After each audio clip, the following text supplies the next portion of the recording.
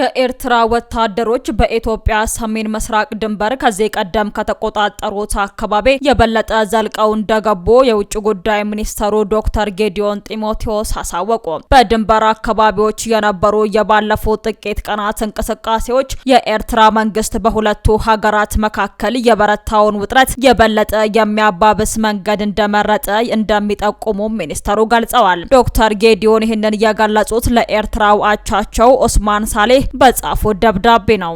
በማህበራዊ የትስስር ገጾች የተሰራጨው የደብዳቤ ትክክለኛ እንደሆነ ኢትዮጵያ ኢንሳይደር ከውጭ ጉዳይ ሚኒስቴር ምንጮች አረጋግጣለች። ውጭ ጉዳይ ሚኒስተሩ በዚሁ ደብዳቤያቸው ሁለቱ ሀገሮች በሚዋሰኑበት የኢትዮጵያ ሰሜን ምዕራብ ድንበሮች የኤርትራ ወታደሮች ከአማጺ ቡድኖች ጋር ጥምር ወታደራዊ እንቅስቃሴ በማድረግ ላይ እንደሚገኙም ጠቅሰዋል። ይህ የኤርትራ ኃይሎች እንቅስቃሴና በሰሜን ምስራቅ ድንበር የበለጠ ዘልቀው መግባታቸው ትንኮሳዎች ብቻ ሳይሆኑ ቀጥተኛ ጥቃት ናቸው ሲሉ ሚኒስተሩ በደብዳቤያቸው አጽንኦት ሰጥተዋል። ዶክተር ጌዲዮን በኤርትራ መንግስት ላይ ጠንካራ ቃላት ያዘለ ደብዳቤ ሲጽፉ የመጀመሪያቸው አይደለም። የውጭ ጉዳይ ሚኒስተሩ ባለፉት ጥቅምት ወራት ውስጥ ለተባበሩት መንግስታት ድርጅት ተመድ ዋና ጸሐፊ አንቶኒዮ ጉተሬዝ በጻፉት ደብዳቤ አክራሪ ያሉት የውሃት አጀንዳና የኤርትራ መንግስት በኢትዮጵያ ላይ ጦርነት ለመክፈት እየተዘጋጁ ይገኛሉ ሲሉም ከሰው ነበር።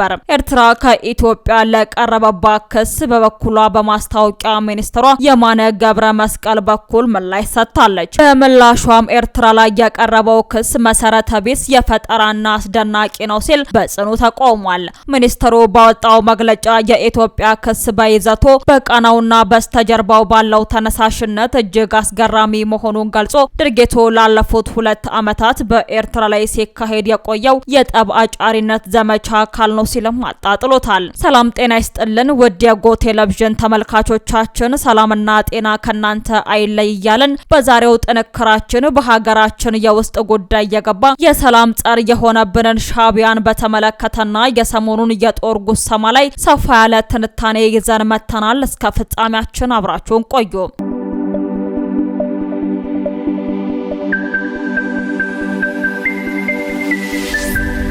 የኤርትራ ወታደሮች በኢትዮጵያ ሰሜን ምስራቅ ድንበር ከዚህ ቀደም ከተቆጣጠሩት አካባቢ የበለጠ ዘልቀው እንደገቡ ውጭ ጉዳይ ሚኒስተሩ ዶክተር ጌዲዮን ጢሞቴዎስ አሳወቁ። በድንበር አካባቢዎች የነበሩ የባለፉት ጥቂት ቀናት እንቅስቃሴዎች የኤርትራ መንግስት በሁለቱ ሀገራት መካከል የበረታውን ውጥረት የበለጠ የሚያባብስ መንገድ እንደመረጠ እንደሚጠቁሙ ሚኒስተሩ ገልጸዋል። ዶክተር ጌዲዮን ይህንን የገለጹት ለኤርትራው አቻቸው ኦስማን ሳሌ በጻፉት ደብዳቤ ላይ ነው። በማህበራዊ ትስስር ገጾች የተሰራጨው የደብዳቤ ትክክለኛ እንደሆነ ኢትዮጵያ ኢንሳይደር ከውጭ ጉዳይ ሚኒስቴር ምንጮች አረጋግጣለች። ውጭ ጉዳይ ሚኒስተሩ በዚሁ ደብዳቤያቸው ሁለቱ ሀገሮች በሚዋሰኑበት የኢትዮጵያ ሰሜን ምዕራብ ድንበሮች የኤርትራ ወታደሮች ከአማጺ ቡድኖች ጋር ጥምር ወታደራዊ እንቅስቃሴ በማድረግ ላይ እንደሚገኙም ጠቅሰዋል። ይህ የኤርትራ ኃይሎች እንቅስቃሴና በሰሜን ምስራቅ ድንበር የበለጠ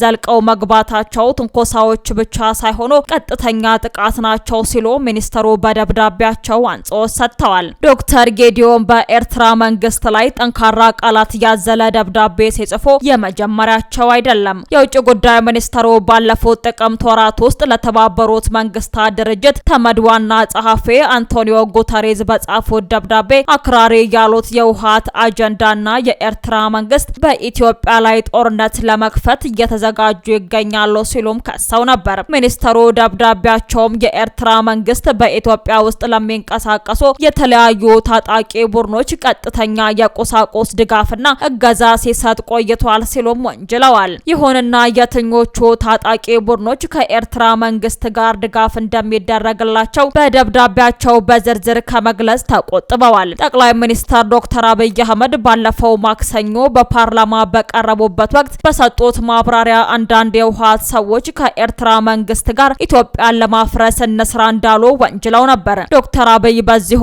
ማብራሪያቸው ከኤርትራ መንግስት ጋር የነበራቸው ጸብ ተፈራርሞ ሄዶ የመጨረሻ ጫፍ ላይ የደረሰው የፕሪቶሪያ ስምምነት ሲፈረም እንደነበር ገልጸዋል። በፌዴራል መንግስትና በውሃት መካከል በጥቅምት 2015 ዓ.ም በደቡብ አፍሪካ ፕሪቶሪያ ከተማ የተፈረመው የግጭት ማቆም ስምምነት በትግራይ ክልል ለ2 ዓመታት የተካሄደውን ደም አፋሳሽ ጦርነት ያስቆመ ነው። ለሁለት ዓመታት በቆየው ጦርነት ወቅት የኤርትራ ወታደሮች ከፌዴራል ኃይሎች ጋር በአጋርነት ተሰልፈውም ነበር። ዶክተር ጌዲዮን በትላንቱ ደብዳቤያቸው ከትግራይ ጦርነት በኋላ በሁለቱ ሀገሮች የድንበር አካባቢ የሚገኘውን የኢትዮጵያ ግዛት የኤርትራ ጦር ለረጅም ጊዜ ተቆጣጥሮ እንደሚገኝ ገልጸዋል። የውጭ ጉዳይ ሚኒስተሩ በጥቅምት ወር ለተመድ ዋና ጸሐፊ በጻፉት ደብዳቤ ላይም የኢትዮጵያ ግዛት መያዝ ጉዳይን አንስተው ነበር። የኤርትራ ጦር ከያዘው የኢትዮጵያ ግዛት እንዲወጣ መንግስታቸው ያቀረበው ጥሪ ሰሚ እንዳላገኘም ዶክተር ጌዲዮን በደብዳቤያቸው ላይ ጠቅሰዋል።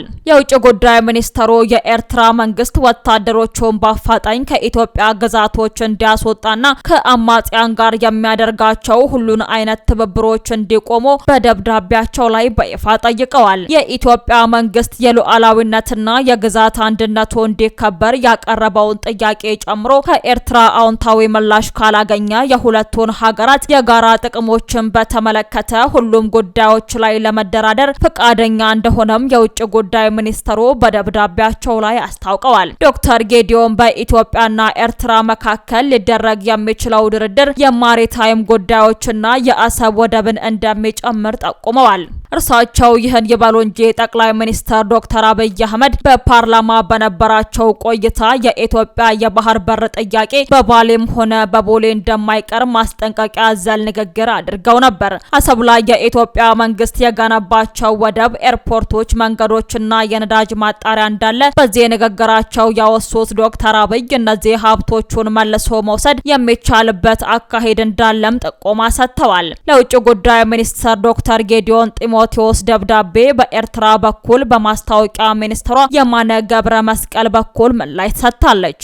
የኤርትራው ማስታወቂያ ሚኒስተር የኢትዮጵያ ውጭ ጉዳይ ሚኒስተር በኤርትራ ላይ ያቀረበው ክስ መሰረተ ቢስ የፈጠራና አስደናቂ ነው ሲል በጽኑ ተቃውሟል። ሚኒስተሩ ባወጣው መግለጫ የኢትዮጵያ ክስ በይዘቱ በቃናውና በስተጀርባው ባለው ተነሳሽነት እጅግ አስገራሚ መሆኑን ገልጾ ድርጊቱ ላለፉት 2 ዓመታት በኤርትራ ላይ ሲካሄድ የቆየው የጠብ አጫሪነት ዘመቻ አካል ነውም ብሎታል። የኤርትራ መንግስት በሰጠው ምላሽ ባለፉት ጊዜያት እንዳረጋገጠው ሁሉ አሁንም ቢሆን ሁኔታውን የሚያባብስ ትርጉም ለሌለው ንትርክ ፍላጎት እንደሌለውም አስታውቋል። መግለጫው አክሎም የኢትዮጵያ መንግስት በኤርትራ ላይ የከፈተው የጠላትነት ዘመቻ አደገኛ አቅጣጫን እየያዘ መምጣቱን ገልጿል። ይህ የኤርትራ ምላሽ የተሰጠው የውጭ ጉዳይ ሚኒስተር ኤርትራን በግዛት ጥሰትና በሌሎች ቀጠናዊ የጸጥታ ጉዳዮች ላይ ከከሰሰ በኋላ ነው። በሁለቱ ሀገራት መካከል ያለው ግንኙነት ከቅርብ ጊዜ ወዲህ በከፍተኛ ሁኔታ እየሻከረ የመጣ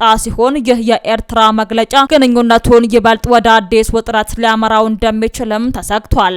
ኤርትራ በበኩሏ በኢትዮጵያ በኩል የሚሰነዘሩ ውንጀላዎች ሁሉ የሀገሪቱን ስም ለማጥፋትና ቀጠናውን ይበልጥ ግጭት ውስጥ ለመክተት የታለሙ ናቸው ስትል አጣጥላለች። የኤርትራው ማስታወቂያ ሚኒስተር የማነ ገብረ መስቀል ከአንድ ሳምንት በፊት በኤክስ ገጻቸው ባሰፈሩት መልእክት ኢትዮጵያ የባህር በርን ለማግኘት የምታደርገው ጥረት አስፈላጊ ና ሊቀር የሚችል ግጭትን የሚያነሳሳ እንደሆነም ማስጠንቀቃቸው የሚታወስ ነው። ውድ አድማጭ ተመልካቾቻችን ለሰዓቱ ያዘጋጀንላችሁ የዜና ትንታኔ ፕሮግራማችን ይህን ይመስል ነበር። አብራችሁን ስለነበራችሁ ከልብ እናመሰግናለን። በያላችሁበት ሰላም ቆዩን።